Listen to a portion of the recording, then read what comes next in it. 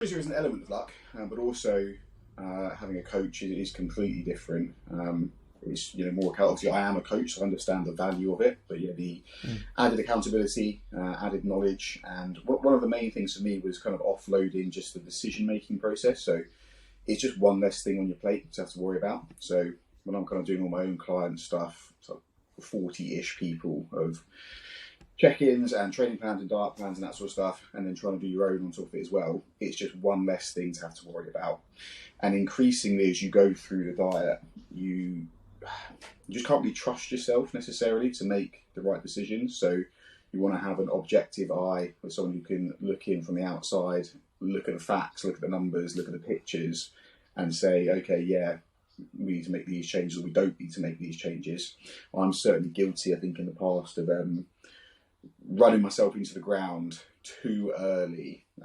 You kind of end up a little bit battered at the end of prep anyway. But I think I've gone too hard too quick and just kind of crashed and burned, not taking breaks when I was supposed to.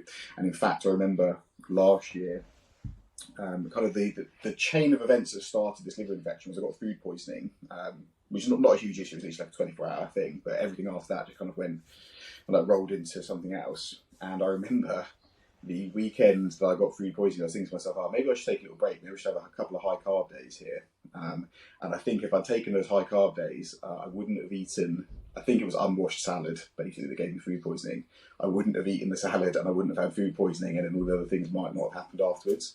But I was like, no, I'll push it one more week. Ended up getting food poisoning, and it just led to a whole host of other issues in the long run. So yeah, having someone to tell you when to take a break, when to push, it does make a big difference. Like offloading the decision making and stuff is massive. It's a big stress relief. Please, if you're new to the channel, like and subscribe.